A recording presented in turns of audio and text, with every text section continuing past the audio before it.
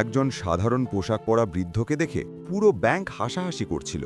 কেউ তাকে ভিখারি বলছিল, আবার কেউ তাকে ঘাড় ধাক্কা দিয়ে বের করে দিতে চাইছিল। ম্যানেজার দম্ভের সাথে বললেন, আপনার মতো লোকের অ্যাকাউন্ট এই বড় ব্যাংকে থাকতেই পারে না, দয়া করে বিদায় হন। কিন্তু ঠিক ২৪ ঘন্টা পর সেই একই বৃদ্ধ যখন দামি স্যুটে কোটি টাকার গাড়ি থেকে নামলেন, তখন ম্যানেজারের কপালে ঘাম ছুটতে শুরু করল। কে ছিলেন এই রহস্যময় বৃদ্ধ, আর কেনই বা তিনি ছদ্মবেশেই ব্যাংকে এসেছিলেন? জানতে হলে ভিডিওটি শেষ অবধি দেখুন, কারণ আজকের এই গল্পটি আপনার দেখার দৃষ্টিভঙ্গি বদলে দেবে। সকাল তখন ঠিক ১১টা। শহরের ব্যস্ততম এবং সবচাইতে বড় ব্যাংকটিতে একজন সাধারণ ধুতি পাঞ্জাবি পরা বৃদ্ধ হাতে একটি পুরনো জীর্ণ খাম নিয়ে প্রবেশ করলেন। বৃদ্ধের এক হাতে ছিল একটি লাঠি, যা দিয়ে তিনি অতি কষ্টে ধীরে ধীরে হাঁটছিলেন। ব্যাংকে উপস্থিত আধুনিক পোশাক পরা উচ্চবিত্ত গ্রাহক এবং স্যুট বুট পরা ব্যাংক কর্মচারীরা তাকে দেখে আর চোখে তাকাতে শুরু করলেন। এই বৃদ্ধ ব্যক্তির নাম ছিল অবিনাশবাবু। অবিনাশবাবু ধীরে ধীরে গ্রাহকদের সেবার জন্য তৈরি কাউন্টারটির সামনে গিয়ে দাঁড়ালেন। সেখানে বসেছিলেন এক মহিলা কর্মচারী, যার নাম শর্মিষ্ঠা। শর্মিষ্ঠা এবং সেখানে থাকা বাকি সবাই বৃদ্ধের অতি সাধারণ পোশাক এবং পুরনো খামটির দিকে তাকিয়ে তাকে অবজ্ঞার চোখে দেখছিলেন। অবিনাশবাবু শর্মিষ্ঠার কাছে গিয়ে খুব নরম স্বরে বললেন, দেখো মা, আমার অ্যাকাউন্টে মনে হয় কোনো গোলমাল হয়েছে, লেনদেন ঠিকমতো হচ্ছে না, একটু দেখে দেবে? এই বলে তিনি হাতের সেই পুরনো খামটি শর্মিষ্ঠার দিকে এগিয়ে দিলেন। কিন্তু শর্মিষ্ঠা অবিনাশবাবুর চেহারার দিকে তাকিয়ে মনে মনে ভাবল, এনার মতো লোকের এই ব্যাংকে অ্যাকাউন্ট থাকাই অসম্ভব। সে তাচ্ছিল্য করে বলল, বাবা, আপনি কি ভুল ব্যাংকে চলে এসেছেন? আমার মনে হয় না আপনার অ্যাকাউন্ট আমাদের এই বড় ব্যাংকে আছে, এটা বড় বড় ব্যবসায়ীদের ব্যাংক।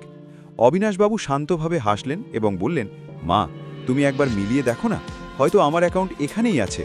শর্মিষ্ঠা বিরক্ত হয়ে খামটি হাতে নিয়ে টেবিলে রেখে দিল এবং বলল, বাবা, এটা দেখতে অনেক সময় লাগবে, আপনি ওপাশে গিয়ে বসুন, আমি কাজ সেরে দেখছি। এই বলে শর্মিষ্ঠা তার অন্য কাজে ব্যস্ত হয়ে পড়ল। অবিনাশবাবু কোনো প্রতিবাদ না করে সেখানে দাঁড়িয়ে অপেক্ষা করতে লাগলেন। বেশ কিছুক্ষণ দাঁড়িয়ে থাকার পর তিনি আবার বললেন, মা, তুমি যদি খুব ব্যস্ত থাকো তবে একবার ম্যানেজার সাহেবকে ডেকে দাও বা ফোন করে দাও, আসলে আমার তার সাথেও জরুরি কিছু কাজ আছে। শর্মিষ্ঠা এবার বেশ বিরক্ত হয়ে ফোন তুললেন এবং ম্যানেজার রুদ্রপ্রতাপের কেবিনে ফোন করলেন। তিনি জানালেন, এক বৃদ্ধ ব্যক্তি বারবার তার সাথে দেখা করতে চাইছেন। রুদ্রপ্রতাপ দূর থেকে অবিনাশবাবুকে দেখলেন। তাকে দেখে খুবই তুচ্ছ মনে হলো তার কাছে। তিনি ফোনে শর্মিষ্ঠাকে জিজ্ঞেস করলেন, এই লোকটা কি আমাদের ব্যাংকের গ্রাহক নাকি রাস্তা থেকে উঠে এসেছেন?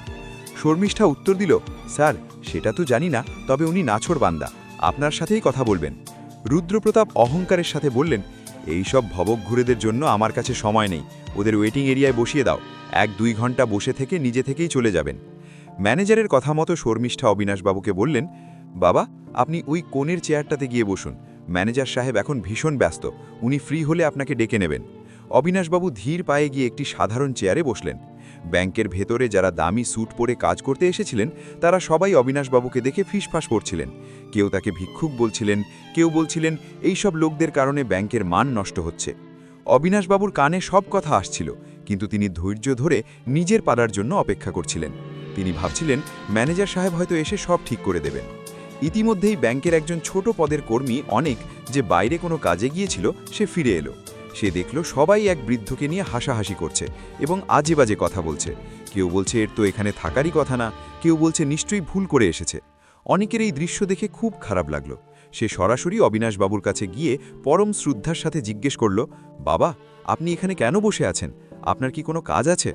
অবিনাশবাবু অনেককে বললেন, বাবা, আমার ম্যানেজারের সাথে একটু দেখা করতে হবে, ওনার কাছে আমার একটা কাজ ছিল। অনেক সাথে সাথে বলল, ঠিক আছে বাবা, আপনি একটু বসুন, আমি ম্যানেজার স্যারের সাথে কথা বলে আসছি।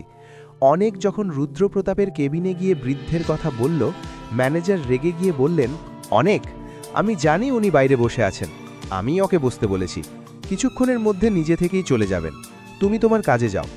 অনেক অগত্যা নিজের কাজে মন দিল। প্রায় ১ ঘন্টা অতিবাহিত হওয়ার পর অবিনাশবাবু আর ধৈর্য ধরতে পারলেন না। তিনি চেয়ার ছেড়ে সরাসরি রুদ্রপ্রতাপের কেবিনের দিকে এগিয়ে গেলেন। ম্যানেজার যখন দেখলেন যে সেই বৃদ্ধ তার দরজার দিকে আসছেন, তিনি দ্রুত বাইরে বেরিয়ে এসে রাগত স্বরে বললেন, হ্যাঁ বাবা, বলুন, আপনার কি এমন জরুরি কাজ যে বারবার ডিস্টার্ব করছেন? অবিনাশবাবু আবার সেই খামটি বাড়িয়ে দিয়ে বললেন, বাবা, একটু দেখো, আমার ব্যাংক অ্যাকাউন্টের বিবরণ এর ভেতরে আছে, লেনদেন হচ্ছে না, তুমি যদি একটু দেখে দাও কি সমস্যা। ম্যানেজার রুদ্রপ্রতাপ কাগজ না দেখেই তাচ্ছিল্যের হাসি হেসে বললেন, বাবা, বছরের পর বছর এই কাজ করছি, মানুষের চেহারা দেখলেই বুঝতে পারি কার অ্যাকাউন্টে কত টাকা আছে। আপনার মতো লোকের অ্যাকাউন্টে যদি টাকা না থাকে তবে লেনদেন তো বন্ধ হবেই। আমি চাই আপনি এখন এখান থেকে যান, আমাদের গ্রাহকদের ডিস্টার্ব হচ্ছে। অবিনাশবাবু শান্ত গলায় বললেন, বাবা, একবার চেক করে বললে কি খুব ক্ষতি হতো? রুদ্রপ্রতাপ এবার কর্কশ্বরে বললেন, আমার অভিজ্ঞতাই বলে দিচ্ছে আপনার অ্যাকাউন্টে কিছুই নেই, দয়া করে এখন যান। অবিনাশবাবু খামটি ম্যানেজারের টেবিলের উপর রেখে দিলেন এবং যাওয়ার আগে দরজায় দাঁড়িয়ে বললেন, বাবা, মনে রেখো, মানুষকে ছোট করা ভালো নয়, তোমাকে এর জন্য খুব বড় মাশুল দিতে হবে। এই বলে তিনি ব্যাংক থেকে বেরিয়ে গেলেন।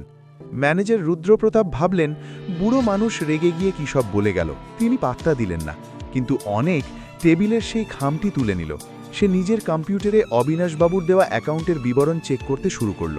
পুরনো রেকর্ডগুলো সার্চ করতেই অনেকের চোখ ছানা বড়া হয়ে গেল। সে দেখল এই ব্যাংকের ৭০% শেয়ারের মালিক খোদ এই অবিনাশবাবু, তিনিই নিজে এই ব্যাংকটি প্রতিষ্ঠা করেছিলেন। অনেক সাথে সাথে সেই ডিটেলসের প্রিন্ট কপি বের করে ম্যানেজারের কেবিনে ছুটল। ম্যানেজার তখন একজন কোটিপতি গ্রাহকের সাথে হাসি মুখে কথা বলছিলেন।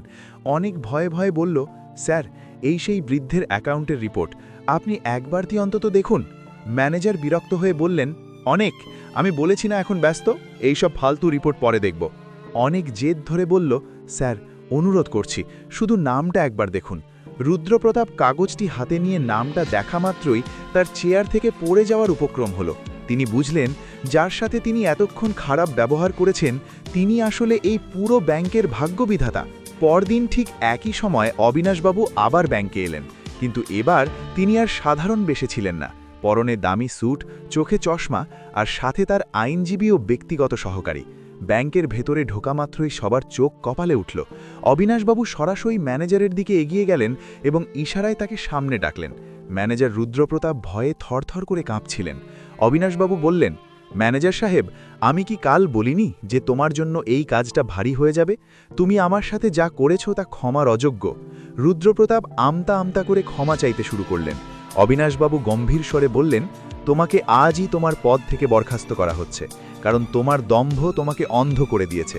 আর তোমার জায়গায় আজ থেকে ম্যানেজার হিসেবে কাজ করবে এই ব্যাংকের কর্মী অনেক। সবাই অবাক হয়ে গেল। অবিনাশবাবু অনেককে ডেকে বললেন, অনেক, একমাত্র তুমিই গতকাল আমার কাছে এসে আমার খোঁজ নিয়েছিলে। পদের চেয়ে মানুষের গুরুত্ব তোমার কাছে বেশি, তাই এই পদের যোগ্য তুমিই। এরপর তিনি শর্মিষ্ঠাকেও ডেকে কঠোরভাবে তিরস্কার করলেন এবং বললেন, মানুষকে পোশাক দেখে বিচার করার অভ্যাস আজই ছাড়ো, এটা আমার শেষ সতর্কবার্তা। ম্যানেজার রুদ্রপ্রতাপ মাটিতে হাঁটু গেড়ে ক্ষমা চাইলেও অবিনাশবাবু তাকে কোনো ছাড় দিলেন না। তিনি সবাইকে বললেন, এই ব্যাংক মানুষের কল্যাণের জন্য তৈরি হয়েছে, এখানে ধনী দরিদ্রের কোনো ভেদাভেদ নেই। যদি কেউ ব্যাংকের নীতির বাইরে গিয়ে কোনো গ্রাহককে ছোট করে তাহলে তার জায়গা এই ব্যাংকে হবে না। অবিনাশবাবু সেখান থেকে চলে যাওয়ার সময় সবাইকে বলে গেলেন অনেকের কাছ থেকে শিক্ষা নিতে। এরপর থেকে সেই ব্যাংকের পরিবেশ পুরোপুরি বদলে গেল। সবাই বুঝতে পারল যে আসল আভিজাত্য পোশাকে নয়, বরং মানুষের ব্যবহারে লুকিয়ে থাকে। অবিনাশবাবুর এই পদক্ষেপ সারা শহরে আলোড়ন সৃষ্টি করল এবং ব্যাংকের সুনাম চারদিকে ছড়িয়ে পড়ল। অনেকেই নিয়মিত আমাদের ভিডিও দেখেন কিন্তু এখনও সাবস্ক্রাইব করেননি। আপনার একটি লাইক আর সাবস্ক্রিপশন আমাদের পরবর্তী ভিডিও বানাতে অনেক অনুপ্রেরণা দেয়। তাই ঝটপট ভিডিওতে একটি লাইক দিয়ে চ্যানেলটি সাবস্ক্রাইব করে নিন। আর ভিডিওটি শেষ পর্যন্ত দেখে থাকলে কমেন্টে কমপ্লিট লিখে জানান, যাতে আমি বুঝতে পারি কতজন মানুষ পুরোটা দেখেছেন। আপনি কোথা থেকে আমাদের ভিডিওটি দেখছেন তাও জানাতে ভুলবেন না। দেখা হচ্ছে পরবর্তী কোনো অসাধারণ গল্পে।